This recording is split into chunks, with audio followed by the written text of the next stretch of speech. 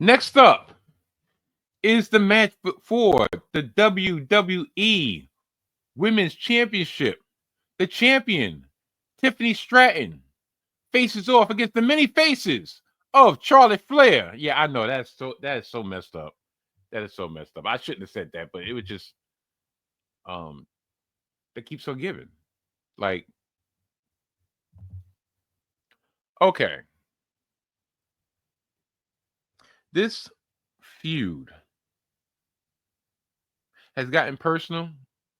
For all reports, they do have legitimate heat from the back in the back against each other. And it's easy to fault, it's easy to blame Charlotte Flair for the origin of this. And I am going to blame her somewhat, but I'm also going to blame the powers that be that put her in this position. Everybody knows that Charlotte is very protective over her spot. Everybody knows that there's an automatic backlash whenever she comes back from time off, from an injury, what have you, that everybody knows that, okay, we're just counting down to win.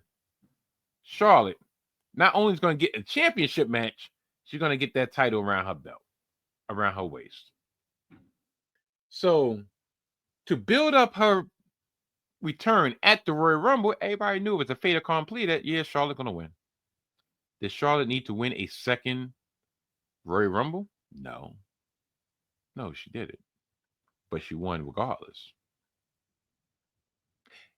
Did she need to come back as a face? Fresh off injury? After winning? No.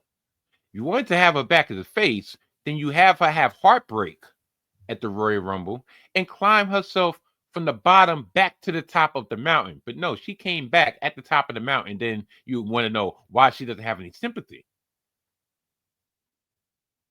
I'm not going to get into the personal situations with Charlotte because at the end of the day, that's none of our business. And if somebody was talking about my marriage or my love life and bringing it on screen, I probably would feel away to a certain degree. So I'm not gonna do that.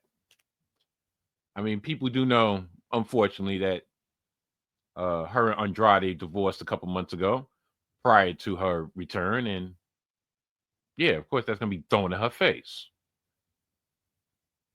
But you also have vignettes showing her, not showing her rehabbing, no, showing her living the lap of luxury on yachts and with the finest clothes and living on the finest part of town like she was her father. Styling and profiling, Charlotte Flair. The diamond in the rough. The queen has returned. Okay, so that's one half of the equation. You put her in a position, an impossible position to succeed. Don't get me wrong, I'm not the biggest Charlotte Flair fan because it just seems like there's always something going on with her. Either with her and Sasha, her and Becky, and now her and Tiffany Stratton. Now, you didn't put Tiffany Stratton in the best position either because you have her as a face when everybody knows damn well she should be a heel. Tiffy time! That's a heel. Cher from, or I forgot her name, but pretty much the character from Clueless that Alicia Silverstone played. Yeah, it was cute and everything, but that annoying accent, that rich ditzy blonde stuff, that's heel. Why? Because last year at the Elimination Chamber in Australia, you had a whole bunch of people that was cheering for the busty blonde or the busty blonde that can do backflips. Still a heel, no matter what.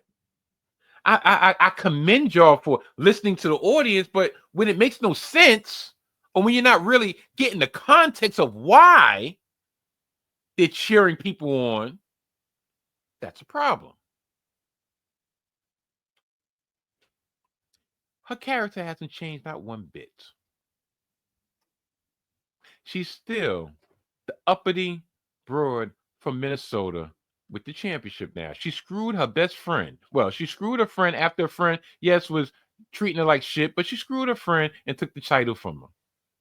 They had the back and forth a couple weeks ago on SmackDown, in which Charlotte was clearly gotten to by the Chicago fans, Chicago crowd, and Tiffany threw some shots at her, said she was 0-3 in marriages, in which Charlotte shot back, but Kaiser's in my DMs. No, the fuck he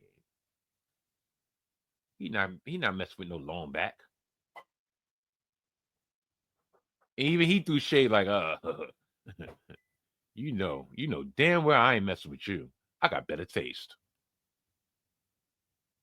But this went off the rails before that, when they had this infamous back and forth in which Charlotte no-sold everything Tiffany had to say.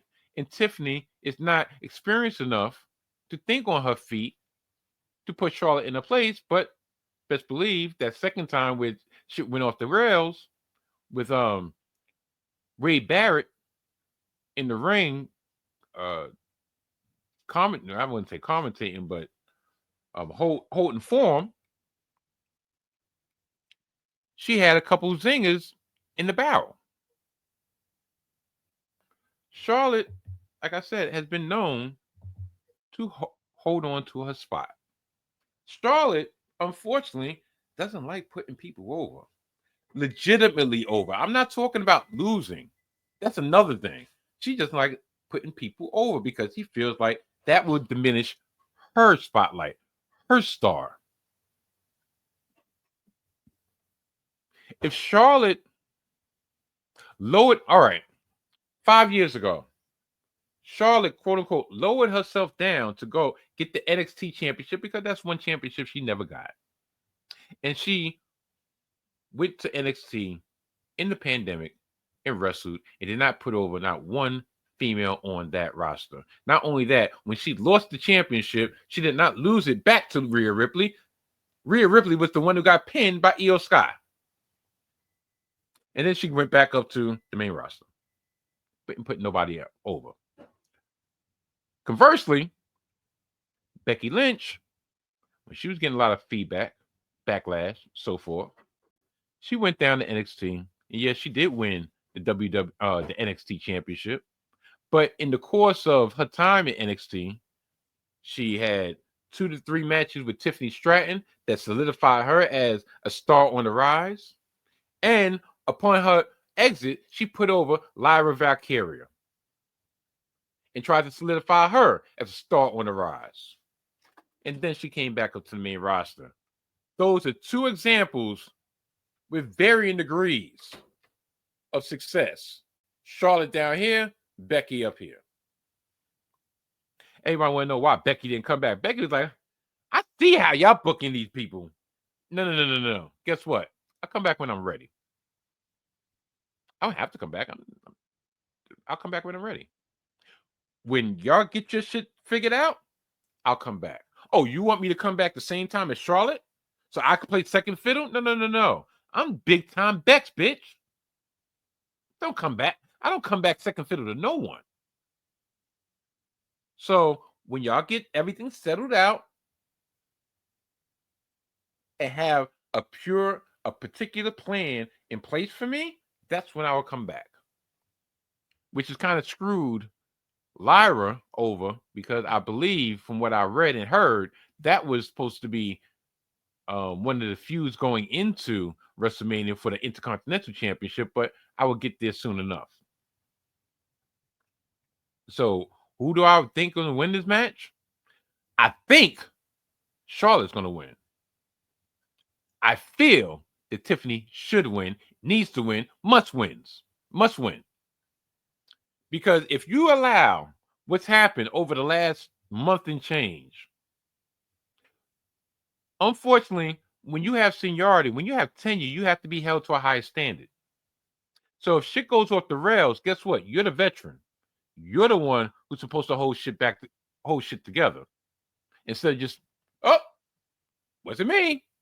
See, I told y'all about these know nothing, these amateurs. So in order for this not to happen in the future, Charlotte needs to be shown the place. Like, listen, you don't run shit around here. Do I have confidence that's going to happen? No, because for some reason something's nagging at me that there was a agreement of upon your return you will be getting your WrestleMania moment because you put Rhea over 2 years ago in a great match. And then upon her return, she did chop down Rhea Ripley and said, yeah, the reason I'm not choosing you is because you're still the petulant child that you've always been. And unfortunately, booking has proven Charlotte to be right.